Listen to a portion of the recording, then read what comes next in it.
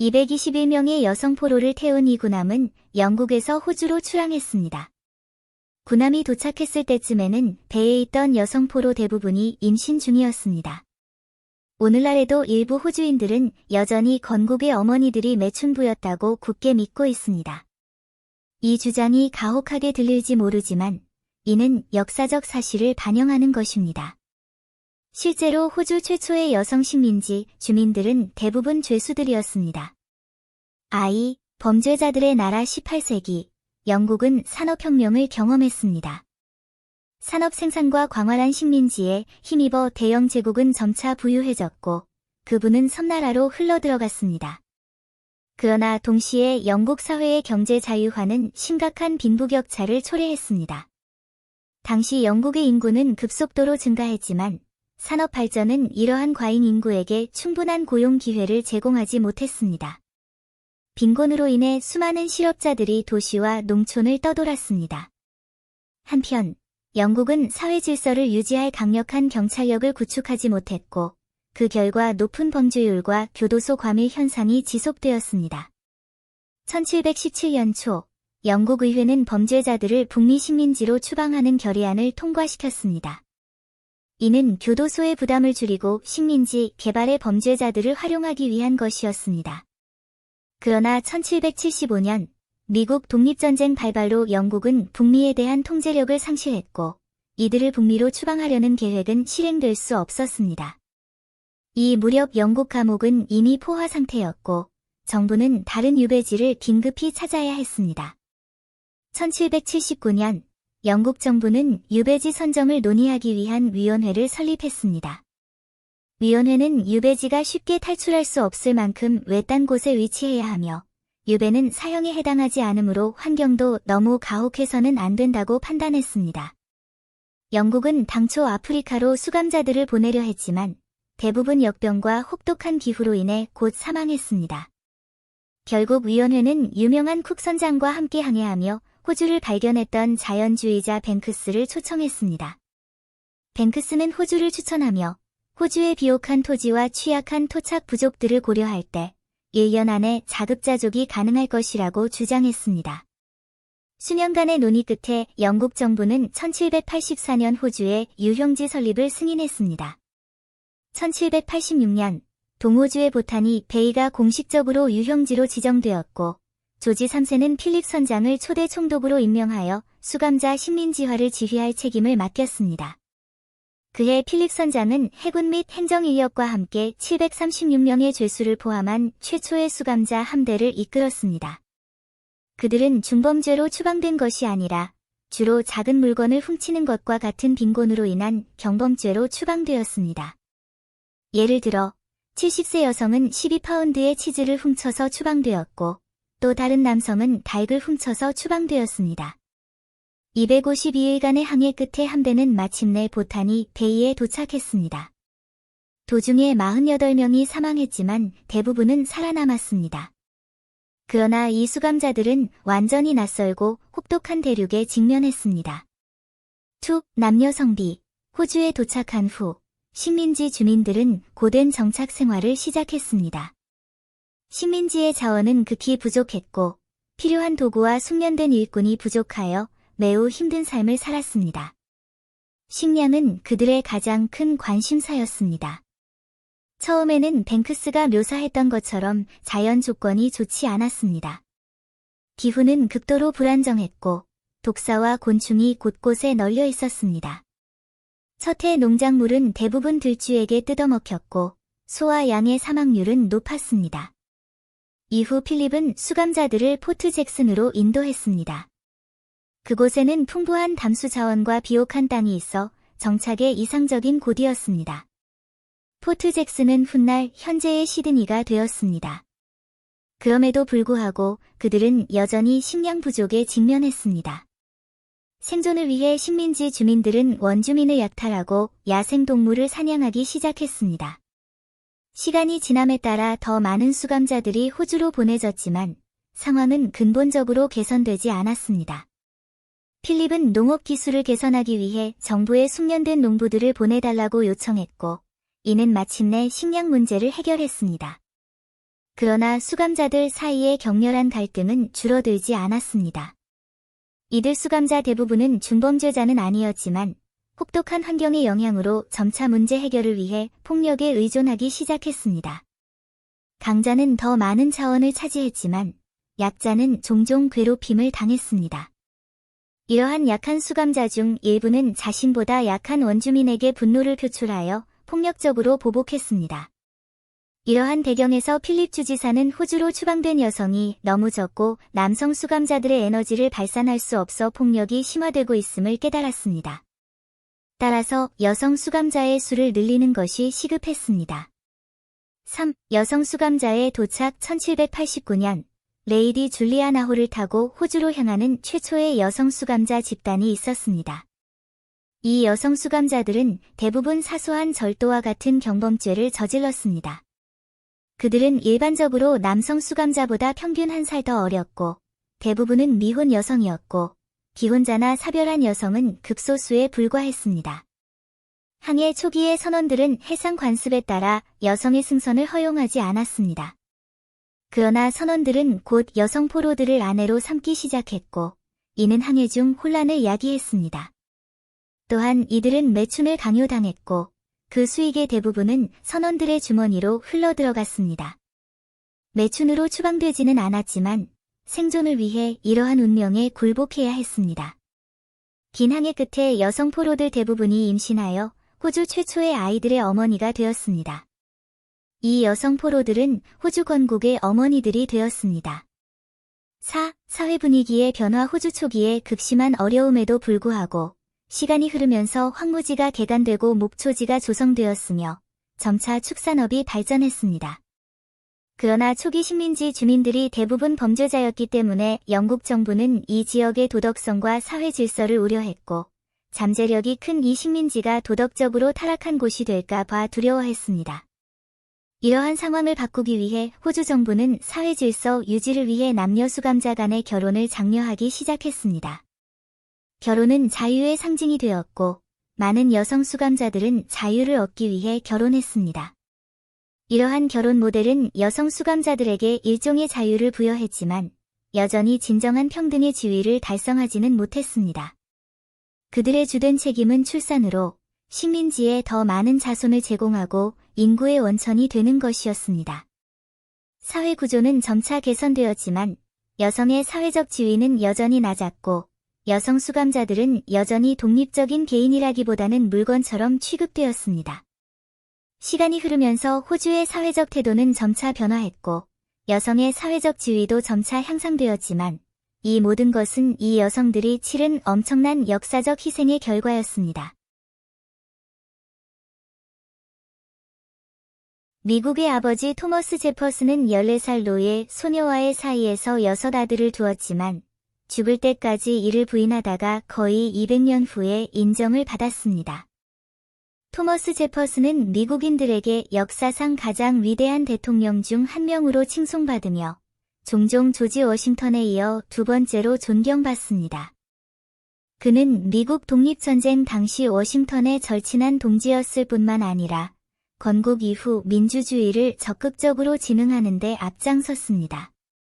그러나 제퍼슨에게는 충격적인 과거가 있습니다. 그는 흑인 노예 셀리 하임스와 6 자녀를 두었는데 이 자녀들은 그가 죽을 때까지 아무도 그의 이름을 알리지 않았습니다. 한 세기가 넘게 지나서야 그 아이들의 후손들이 이 진실을 밝혔습니다. 그렇다면 제퍼슨은 왜 노예와 관계를 가졌을까요? 그 뒤에는 어떤 비밀이 숨겨져 있을까요? 미국 건국사에서 많은 건국의 아버지들은 자유와 평등을 위해 끊임없이 싸운 영웅으로 칭송받으며 거의 완벽한 인물로 묘사되어 왔습니다. 하지만 이들의 진정한 모습을 드러내는 것은 상당히 충격적일 수 있습니다. 예를 들어 워싱턴은 아메리카 원주민 가죽으로 부츠를 만들었을 뿐만 아니라 그 가죽을 자랑스러워했습니다. 하지만 실제로 미국의 건국은 피비린내 나는 전쟁, 특히 아메리카 원주민에 대한 잔혹한 정복으로 점철되었습니다.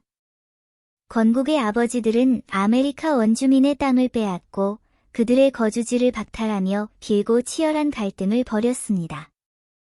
워싱턴의 측근이었던 제퍼슨 또한 이 전쟁에 참여하여 수많은 아메리카 원주민을 직접 처형했습니다. 토머스 제퍼슨은 농장주 가문에서 태어나 흑인 노예 착취에 익숙해진 채 자랐습니다. 그의 교육은 모든 흑인은 백인을 위해 가축처럼 일해야 하며 백인이 사회의 주인이라는 생각을 심어주었습니다. 제퍼슨은 성장 과정에서 흑인을 노예화와 억압을 받아 마땅한 열등한 존재로 여겼습니다. 농장주로서 제퍼슨은 광활한 땅뿐만 아니라 수많은 흑인 노예를 소유했습니다. 그는 자신의 책에서 노예들을 어떻게 관리했는지, 그들의 생식을 경제적 자산으로 여기고 어린 시절부터 노예 생활을 강요했는지 자세히 기록했습니다. 그러나 자유와 민주주의를 옹호했던 이 대통령은 사생활에서는 전혀 다른 행보를 보였습니다. 그는 노예 제도를 장려했을 뿐만 아니라 오히려 그것을 정상화하기도 했습니다. 민주주의와 평등을 열렬히 옹호했지만 제퍼슨은 이를 실제로 실천하지 않았고 이로 인해 많은 사람들이 그가 옹호했던 자유에 의문을 제기하게 되었습니다. 미국 건국 직후 제퍼슨은 프랑스 대사로 임명되었고 그곳에서 셀리라는 흑인 여성을 만났습니다. 셀리는 피부색이 검었지만 전형적인 흑인 여성이 아니라 백인 혼혈이었습니다. 셀리는 학력이 높고 영어에 능통하며 아름다운 외모에 온화한 성격을 지녔는데 이는 제퍼슨의 강한 관심을 불러일으켰습니다. 두 사람 사이에는 상당한 나이 차이, 셀리는 겨우 14살, 제퍼슨은 40대 남성가 있었음에도 불구하고 두 사람은 연인 관계였습니다. 제퍼슨은 흑인은 백인과 분리되어야 한다고 공개적으로 거듭 주장하고 심지어 어떤 경우에는 흑인을 폄하하기까지 했던 철저한 인종차별주의자였다는 점에 주목할 필요가 있습니다. 그에게 흑인은 자유와 평등을 누릴 권리가 없었습니다. 따라서 그의 소위 자유와 평등은 실제로는 백인을 위해 고안된 것이었으며 흑인에게는 전혀 적용되지 않았습니다. 그의 관점에서 흑인은 백인 사회의 부속물에 불과하며 백인을 위해 일하도록 운명지어진 존재였습니다. 시간이 흐르면서 제퍼슨과 셀리는 6자녀를 두었습니다. 아이들은 흑인이었지만 제퍼슨과 눈에 띄게 닮았습니다. 이 스캔들은 제퍼슨의 부하 중 한 명의 관심을 끌었고 그는 이 정보를 이용해 그를 더 높은 직위로 협박하려 했습니다. 제퍼슨이 이를 거부하자 이 소식은 대중에게 알려졌고 그는 대중의 주목을 받게 되었습니다. 제퍼슨은 진실을 은폐하기 위해 셀리를 다른 농장에서 일하게 했고 사생활을 두었다는 사실도 부인했습니다. 제퍼슨은 임종 직전 셀리와 그녀의 아이들을 석방했지만 그들이 자신의 친자녀라는 사실을 공개적으로 인정한 적은 없었습니다. 이 사건은 수십 년 후 자신이 제퍼슨의 사생아라고 주장하는 흑인 후손이 나서서 이 사건을 증언할 때까지 대중의 미스터리로 남았습니다. 과학자들의 유전자 분석 결과 그 후손의 주장이 사실임이 마침내 확인되었습니다. 제퍼슨은 실제로 셀리와 비밀스러운 관계를 맺고 있었습니다. 이 역사의 폭로는 많은 미국인들에게 충격을 주었습니다. 제퍼슨은 오랫동안 민주주의와 자유의 상징으로 여겨져 왔지만 그의 사생활은 심각한 모순을 드러냈습니다. 그의 자유와 평등 옹호는 사실 자신과 다른 백인들의 이익을 위한 허울에 불과했습니다. 이는 격렬한 여론을 불러일으켰는데 어떤 이들은 제퍼슨이 그런 일을 결코 할 수 없었을 것이라고 굳게 믿었지만 다른 이들은 이를 정치 지도자로서 그의 위선을 폭로한 사건으로 여겼습니다. 이 사건은 당시 완전히 해결되지는 않았지만 시간이 흐르면서 미국 역사에서 잘 알려지지 않은 어두운 장으로 자리 잡았습니다. 제퍼슨 역사의 이 충격적인 측면은 인종 문제에 대한 그의 뿌리 깊은 편견을 드러낼 뿐만 아니라 민주주의의 이상을 증진하는 데 있어서 그의 극심한 위선까지도 드러냅니다. 장비묘 앞 소나무와 편백나무는 왜 줄기가 자라지 않을까요? 오랫동안 풀리지 않는 의문이었지만 지역 주민들은 쉽게 답을 찾았습니다. 강자는 결코 고개를 숙이지 않고 패배자의 의견에 신경 쓰지 않습니다. 다른 사람이 당신이 할 수 없는 목표를 달성한다면 그것은 당신이 최선을 다하지 않았다는 것을 의미하며 그것은 죄입니다. 진정한 남자는 하늘과 땅 사이에서 태어납니다. 그의 존재는 평화와 평온을 유지하는 것입니다.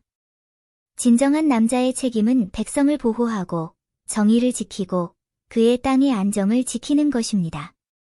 호랑이는 보통 혼자입니다.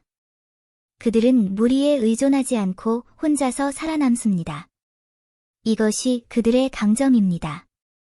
반면에 늑대는 승리하기 위해 팀워크가 필요합니다. 혼자서 살아남는 능력이 그들의 가장 큰 강점입니다.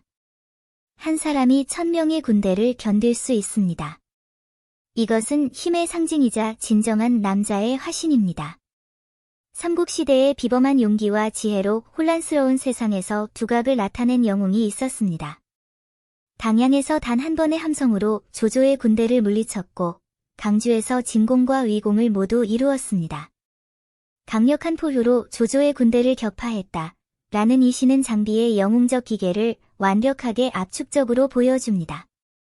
영웅이 넘쳐났던 삼국시대에 살았던 장비는 뛰어난 무예와 용맹으로 거듭나 무공을 쌓았을 뿐만 아니라 생전에 수많은 칭송을 받았습니다. 그는 강직하고 용맹하며 불패의 용맹을 지녔고 수많은 전투에서 주군을 보호하며 주저없이 목숨을 걸었습니다. 이처럼 용맹한 사람은 사후에 장엄한 장례식과 존경을 받을 자격이 있었습니다. 그러나 장비의 무덤은 웅장하지만 묘소 앞 소나무와 편백나무는 잎 하나 없이 말라 있었습니다. 왜 그럴까요? 장비는 날카로운 송곳니와 수염, 매서운 눈빛, 그리고 거친 외모를 지닌 검은 호랑이를 닮았다고 말하는 사람들도 있습니다. 이러한 묘사는 그를 추악할 뿐만 아니라 무례하다는 부정적인 인상을 심어주었습니다. 하지만 사실은 정반대입니다. 역사 기록에 따르면 장비는 부유한 집안 출신으로 어린 시절부터 훌륭한 교육을 받았습니다. 그는 읽고 쓰는 데 뛰어났으며 전형적인 거칠고 무례한 무사가 아니었습니다. 그의 가문은 그에게 부유한 젊은 스승의 품위를 부여했지만 경박함은 전혀 없었습니다. 장비는 잘생기고 키가 컸으며 오늘날의 기준으로 봐도 영화나 드라마 속 멋진 남자 주인공과 견줄 만한 외모를 지녔습니다. 그는 심오한 교養을 지녔고 겸손하며 온화한 품격으로 말했습니다. 이 덕분에 그는 유비의 제국을 위해 싸울 때 다른 사람의 의견을 겸허하게 경청하고 결코 자만하지 않았으며 복잡한 상황에 직면했을 때 자신만의 전략과 해결책을 제시할 수 있었습니다. 이는 또한 장비가 사나운 전사였음에도 불구하고 유비의 진영에서 높은 신뢰와 존경을 받았던 이유를 설명합니다. 장비의 무덤 앞에 서서 고목을 만지려고 손을 뻗으면 그의 옛 정신과 용맹함을 거의 느낄 수 있습니다. 그 영광스러운 전투와 희생의 순간들이 눈앞에 펼쳐지는 듯합니다. 장비는 유주에서 태어났습니다. 어린 시절에 그는 유비와 관우를 알게 되었습니다. 세 사람은 공통된 야망과 포부를 가지고 있었고 함께 위대한 일을 이루기로 결심했습니다. 그들은 맹세한 형제가 되었고 장비는 공식적으로 유비의 진영에 합류하여 충성을 다하기 시작했습니다. 그는 평생 동안 절대적으로 충성했으며 유비를 배반하지 않았습니다. 그들의 대의를 위해 그는 수많은 전투에서 유비를 따랐고 항상 흔들리지 않는 용기의 정신으로 돌격했습니다. 그는 결코 혼자 행동하지 않았고 항상 유비의 지시를 따랐으며 주군의 뜻에서 벗어나지 않았습니다. 생사의 갈림길에 서 있을 때조차 그는 단 한 번도 포기할 생각을 하지 않았습니다. 적벽대전에서 제갈량은 영리한 전략을 구사하여 화살을 획득했고 유비는 풍부한 병력을 확보했습니다. 장비는 비할 데 없는 무예로 병사들을 이끌고 전투에 나가 결정적인 승리를 거두었습니다. 그때부터 그의 이름은 널리 알려지게 되었습니다. 50세라는 중년의 나이에도 장비는 변함없이 용맹했습니다. 강주를 함락시키기 위한 전투에서 유비는 매복 공격을 받아 위기에 처했습니다. 주군을 보호하기 위해 장비는 그를 구출하기 위해 달려갔습니다. 강력한 적 연연을 마주했을 때 장비는 두려움을 보이지 않았고 결국 그를 사로잡았습니다. 연연은 원래 처형될 예정이었지만 장비는 그를 쉽게 죽이지 않았습니다. 장비는 연연의 용기와 지혜에 감탄하여 유비에게 그의 목숨을 살려주고 그의 군대에 영입하여 강력한 보좌관으로 삼으라고 조언했습니다.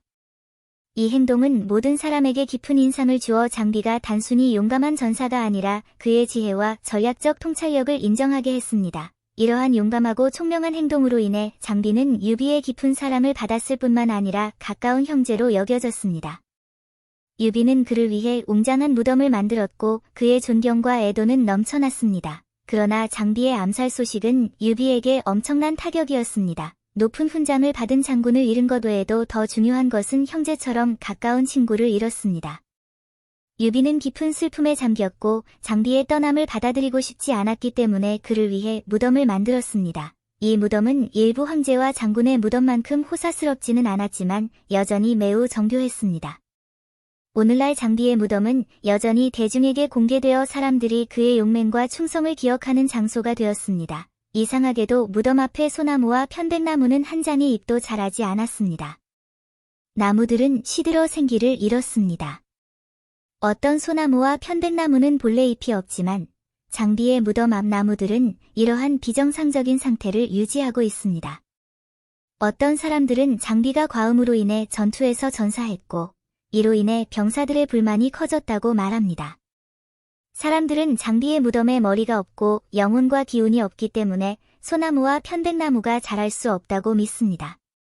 이러한 설명은 일종의 신비로운 성격을 가지고 있지만 과학적 근거는 없습니다. 고고학자들의 조사 후 진실이 점차 밝혀졌습니다. 지역 주민들은 장비의 무덤 앞 소나무와 편백나무가 잎이 나지 않는 것은 장비의 위엄과 위풍당당한 모습에 어울리지 않기 때문이라고 믿었습니다. 따라서 인근 마을 사람들은 장비의 영웅적 이미지에 걸맞게 소나무와 편백나무의 시든 가지를 정기적으로 가지치게 합니다.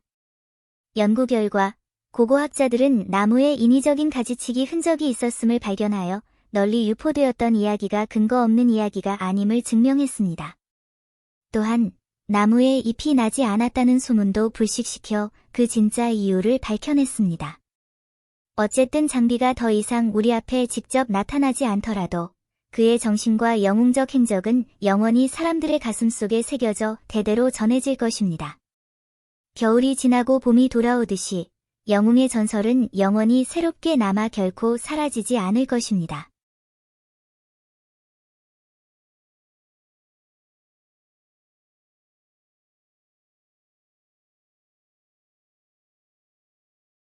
한 미국 네티즌은 이렇게 궁금해했습니다. 미국은 중국을 7번이나 도왔는데 왜 중국은 감사하지 않을까요?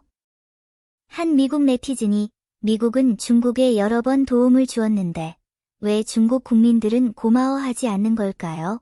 라고 질문했습니다. 이 질문은 여러 나라 네티즌들 사이에서 뜨거운 논쟁을 불러일으켰습니다. 미국은 중국에 정확히 무엇을 도왔는가? I. 강대국에 의한 중국 분할에 반대한다. 1899년 중국에서 청나라를 지지하고 외세를 격파하라 라는 구호 아래 의화단 운동이 발발했습니다.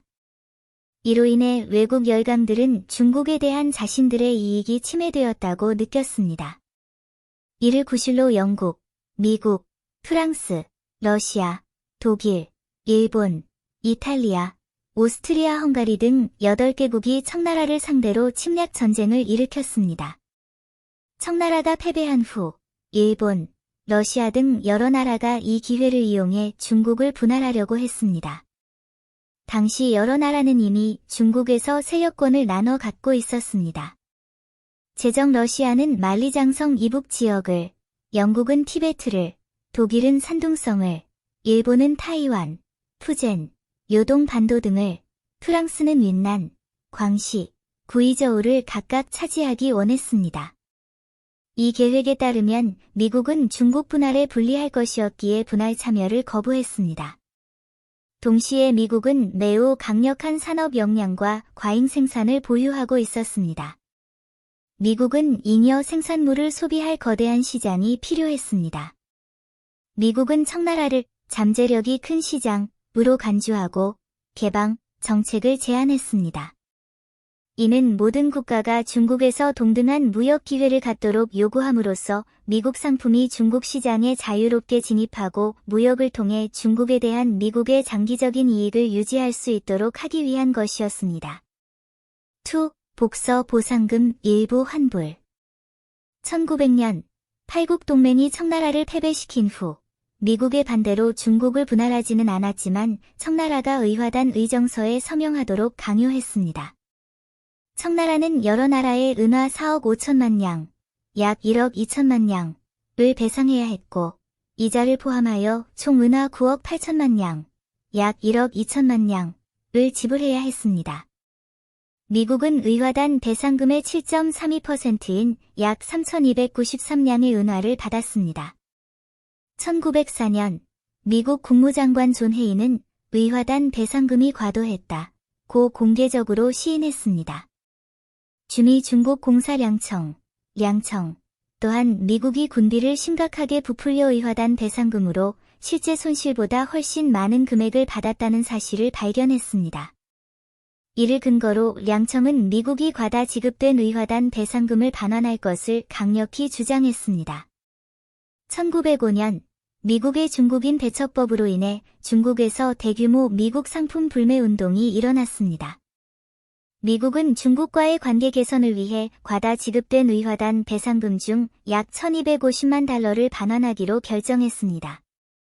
이 자금은 주로 중국의 교육에 사용되었는데 예를 들어 중국 학생들이 미국에서 공부하도록 지원하거나 청와학원, 청와대학교의 전신을 설립하는 데 사용되었습니다. 3. 중국의 산둥성 권익 회복 지원. 1914년 영국, 프랑스, 독일 등 여러 나라가 세계를 재분할하고 식민지를 놓고 경쟁하며 영향력을 나누기 위해 제1차 세계대전을 일으켰습니다. 제1차 세계대전이 시작되자 북양 정부는 중립을 선언했습니다. 1915년 독일의 무제한 잠수함 작전은 중국 상선과 노동자들에 대한 공격으로 이어졌고 결국 북양 정부는 중립을 포기하고 연합국에 가담하게 되었습니다. 중국은 유럽 전역에 30만 명의 노동자를 파견하여 참호를 파고 물자를 수송함으로써 영국과 프랑스가 독일을 격파하는 데 일조했습니다. 중국은 제1차 세계대전 승전국이었지만 파리 강화회의에서 영국과 프랑스는 산둥성에 대한 독일의 권리, 임대권과 특권을 일본에 양도하여 중국인들의 분노를 샀고 5. 사운동이 촉발되었습니다. 중국의 이익을 위해 중국 대표는 베르사유 조약에 서명하는 것을 거부했습니다. 미국은 중국의 산둥성 권익 회복을 지지한 몇 안 되는 국가 중 하나였습니다. 1921년 미국, 영국, 일본, 프랑스, 이탈리아, 네덜란드, 벨기에, 포르투갈, 그리고 중국은 워싱턴 D.C.에서 워싱턴 회의를 소집했습니다. 이 회의에서 중국은 미국, 영국과 함께 일본의 산둥성에 대한 권익을 포기하고 칭다오와 교저우만을 포함한 일본이 점유했던 지역을 중국에 반환하도록 압력을 가했습니다. 4. 중국 항일전쟁 지원. 1939년 제2차 세계대전이 발발하자 미국은 중립을 선택하고 다양한 국가에 전략 물자를 판매하여 전쟁으로 큰 돈을 벌었습니다. 일본은 자원이 부족한 나라입니다. 전쟁 중 일본은 철강 등 전략 물자의 대부분을 미국에서 구매했습니다. 이에 대해 미국 하원 의원 스콧은 일본이 살해한 중국인 100만 명당 54만 4천 명이 미국의 공범에 의해 살해되었다 라고 반박했습니다. 1940년 일본, 독일, 그리고 다른 파시스트 세력들이 유라시아 전선에서 상당한 우위를 점한 후 미국은 중국, 소련, 영국이 패배하고 독일과 일본이 유라시아를 장악하여 다음 목표로 삼을 것을 우려하여 중립을 포기하고 다른 국가들의 전쟁 수행을 지원하기로 결정했습니다. 1941년, 미국은 영국, 소련 등과 함께 일본의 전략적 금수 조치를 취했습니다. 이러한 곤경에 처한 일본은 자원을 확보하기 위해 인도네시아를 비롯한 남아 지역으로 진격할 준비를 했습니다. 필리핀, 인도네시아, 베트남, 말레이시아는 모두 미국, 영국, 프랑스의 식민지였습니다. 동남아시아 침략에 대한 미국의 간섭을 막기 위해 일본은 1941년 12월 7일 미국 태평양 함대 기지인 진주만을 기습 공격하여 2,400명이 넘는 미국인을 사망시켰습니다. 이는 미국을 격노하게 했고 다음 날 일본에 선전포고를 했습니다. 태평양 전쟁이 공식적으로 발발했습니다. 미국은 중국에 있는 일본군을 더 많이 묶어두고 태평양 전구에서 미국에 대한 압력을 줄이기 위해 버마 도로와 험프 등의 수송로를 통해 중국에 대량의 전략 물자를 제공했고 또한 비호 부대를 중국에 파견하여 지원을 제공했는데 이는 중국에 큰 도움이 되었습니다. v. 중국이 UN 안전보장이사회 상임이사국이 되도록 돕습니다. 1939년 제2차 세계대전 발발 후 영국과 프랑스를 중심으로 한 국제연맹은 해체되었습니다. 미국을 중심으로 한 전후 국제 질서를 확립하기 위해 미국 루즈벨트 대통령은 UN 창설을 제안했고 이는 여러 국가의 지지를 받았습니다. UN 안전보장이사회 상임이사국 지위와 관련하여 스탈린은 미국, 소련, 영국이 상임이사국 지위를 차지할 것을 제안했습니다. 루스벨트는 중국이 제2차 세계대전 중 반파시스트 전쟁에 상당한 기여를 했다고 믿었습니다. 더욱이 중국은 수억 명의 인구를 가진 대국이자 아시아에서 중추적인 위치를 차지하고 있었기 때문에 전후 중국은 더 큰 책임을 맡아야 했습니다. 루스벨트는 사인 경찰 명령을 제안했는데 이는 전후 중국, 미국, 소련, 영국이 세계 경찰 역할을 수행하여 4개국 간의 협력을 통해 세계 평화와 안보를 유지해야 한다는 것을 시사했습니다. 루스벨트는 또한 소련에 맞서기 위해 중국을 설득하고자 했기에 중국의 안전보장이사회 상임이사국 지위를 확고히 지지했습니다. 처칠은 한때 한편에는 거대한 러시아 고미, 다른 한편에는 거대한 북아메리카 들소가, 그리고 가운데에는 작고 불쌍한 영국 당나귀가 앉아있다 라고 말했습니다. 제2차 세계대전 중 영국은 큰 손실을 입으며 쇠퇴했습니다. 대영 제국은 더 이상 미국과 소련과 경쟁할 힘을 잃었습니다. 유엔에서 영국의 발언권과 영향력을 강화하기 위해 처칠은 프랑스의 UN 안전보장이사회 상임이사국 진출을 강력히 지지했습니다. 결국 여러 국가 간의 경쟁 끝에 미국, 소련, 중국, 영국, 프랑스가 UN 안전보장이사회 상임이사국 5개국이 되었습니다. 6. 소련의 중국 핵 공격 방지. 1959년 중국과 소련은 장파 라디오 방송국과 공동 함대 사건으로 인해 적대 관계가 되었습니다. 1969년 중국과 소련은 진바오 섬을 놓고 무력 충돌을 벌였습니다.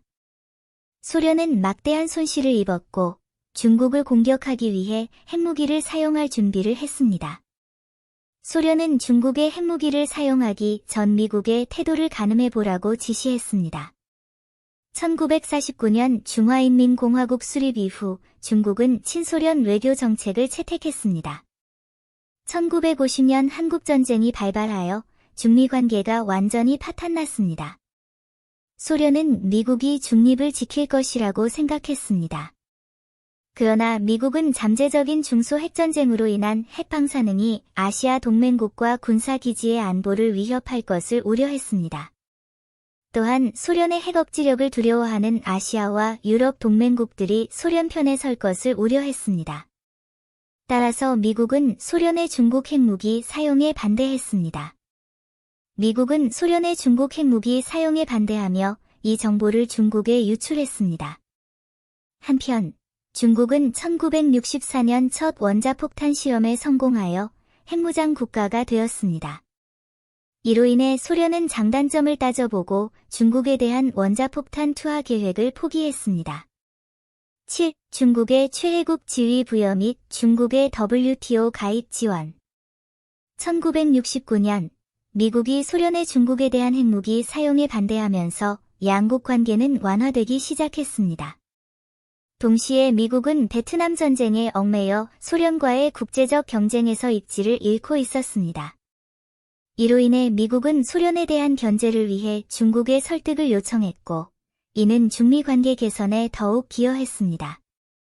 1972년 닉슨 미국 대통령이 중국을 방문하면서 중미 관계의 돌파구가 마련되었습니다. 1978년에 중국은 개혁개방 정책을 실시하기 시작했습니다. 1979년에 중국과 미국은 공식적으로 외교 관계를 수립했습니다. 중국의 개혁개방 이후 미국은 중국에 최혜국 지위를 부여했습니다. 2001년에는 중국의 세계무역기구 WTO 가입을 지지했으며 이를 통해 중국은 세계 경제 시스템에 더욱 편입되고 중국의 경제 발전과 고속 성장을 촉진했습니다. 역사적으로 미국은 종종 자국의 이익에 따라 중국을 반복적으로 지원해왔습니다. 동시에 미국은 8개국 연합의 중국 침략에 가담했습니다. 1950년 이후 미국은 동맹국들과 함께 중국을 억압하고, 제재하고, 봉쇄하며 중국의 해로운 수많은 행위를 저질렀습니다. 그러나 이러한 행위와 관계없이 중국 국민은 항일전쟁 당시 미국의 지원과 소련의 중국에 대한 핵무기 사용에 대한 미국의 반대에 항상 감사해왔습니다. 1979년 중국과 미국 수교 이후 양국 간에는 인허 사건, 1993년 유고슬라비아 대사관 폭격, 1995년 공중 충돌 사건, 2001년 등 여러 사건이 발생했습니다.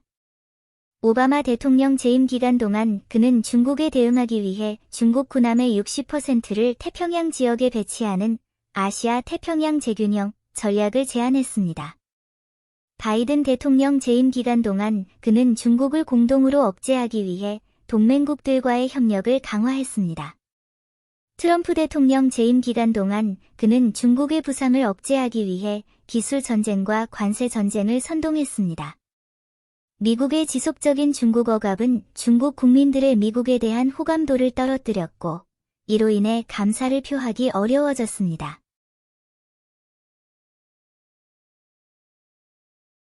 장비가 죽은 후 조은, 위연, 제갈량 등은 왜 불복종하기 시작했을까? 장비는 놀라울 정도로 용맹했지만 특히 술에 취하면 성질이 급하고 폭력을 휘두르기 쉬웠다. 유비는 장비가 술에 취하면 문제를 일으킬까봐 늘 걱정했는데 유비의 걱정은 근거 없는 것이 아니었다. 손권과의 동진을 준비하던 중 장비는 술에 취해 분노하여 부하범강과 장달을 채찍질했다. 더 이상 참을 수 없었던 두 사람은 선제 공격을 감행하여 장비를 죽였다. 장비의 죽음은 유비에게 치명적인 타격을 입혔습니다. 감정적으로는 형제애를 잃은 슬픔에 깊이 빠져들었고 권력의 상실은 마치 하늘의 반이 무너진 것 같았습니다. 관우는 이미 죽었고 장비도 사라졌습니다. 촉한의 기둥이 순식간에 사라진 것입니다. 이 격변은 유비를 낙담시켰을 뿐만 아니라 촉한 내부의 긴장과 불안을 조성했습니다. 조은, 위연, 제갈량처럼 이전에 충성했던 신하들도 미묘한 태도 변화를 보이며 유비에게 복종하지 않는 듯 했습니다. 관우와 장비에 잇따른 죽음은 촉한의 군사력에 직접적인 영향을 미쳤습니다. 두 사람의 지휘 아래 다른 장군들은 비교적 안정감을 느꼈지만 두 사람이 모두 세상을 떠나자 사기는 급격히 떨어졌습니다. 어떤 장군들은 촉한의 미래를 걱정하기 시작했고 어떤 장군들은 이 기회를 이용해 자신의 지위를 높이려는 생각까지 했습니다. 조은과 위연은 이러한 대조적인 태도와 행동을 잘 보여주는 사례였습니다. 조은은 촉한에 충직하고 유능한 장군으로 장반비탈에서 유비의 아들 유선을 7번이나 구출한 전설적인 공적으로 유명했습니다. 그는 뛰어난 무예는 물론이고 침착한 정신력과 상황 판단력까지 겸비했습니다. 관우가 죽은 후 형을 잃은 유비는 복수를 위해 동호를 공격하기로 결심했습니다. 그러나 조우는 충동적인 행동이 촉한을 위기에 빠뜨릴 수 있음을 분명히 알고 있었습니다. 그래서 유비에게 냉정하게 행동하고 감정에 치우쳐 잘못된 결정을 내리지 말라고 간곡히 권했습니다.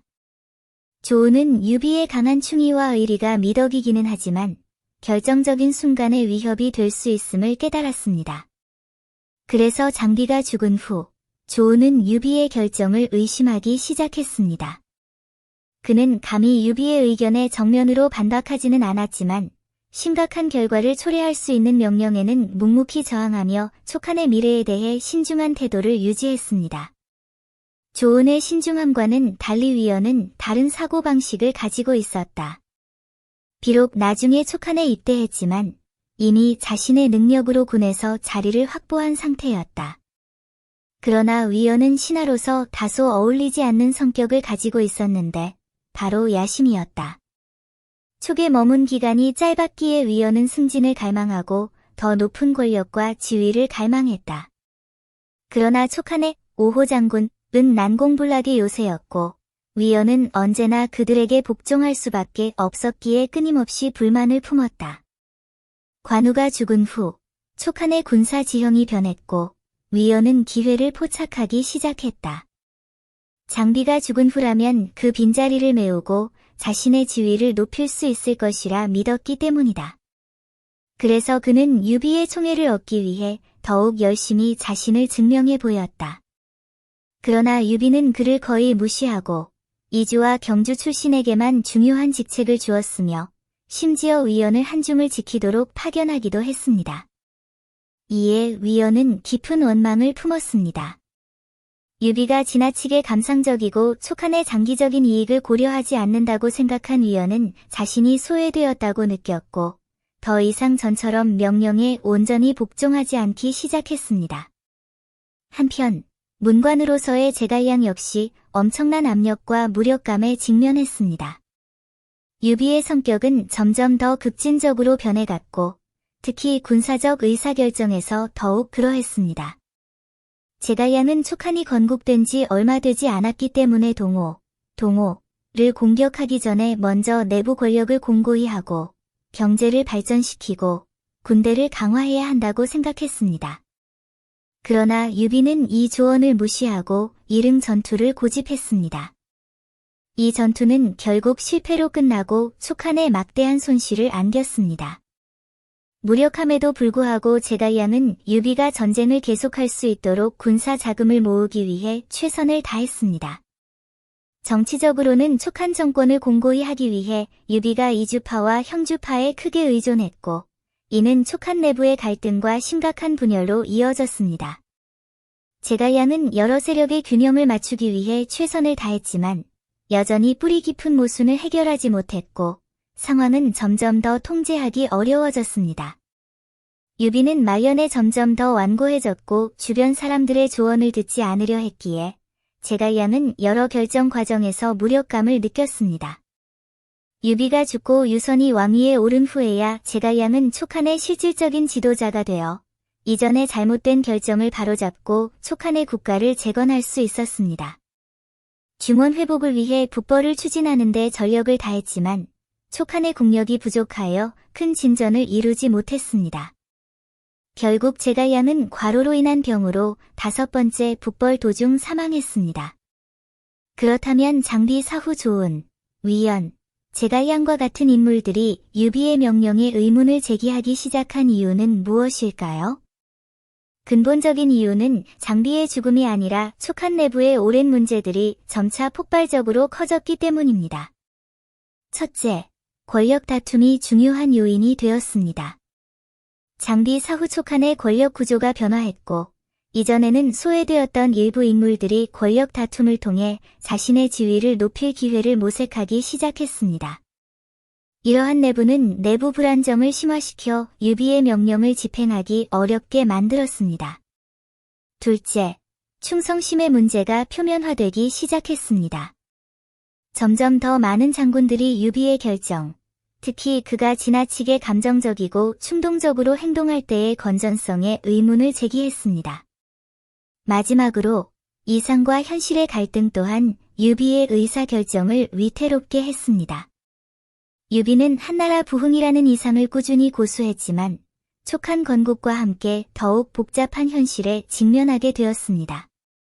이상과 현실의 이러한 모순은 유비로 하여금 결정을 내리는데 더욱 주저하게 만들었고 촉한 정권의 불안정성을 더욱 심화시켰습니다. 간단히 말해 촉한의 몰락은 갑작스러운 사건이 아니라 일련의 내부 모순과 문제들이 누적된 결과였습니다. 장비의 죽음이 계기가 되었지만 더 깊은 원인은 촉한 정권 자체의 내외부적 어려움에 있었습니다.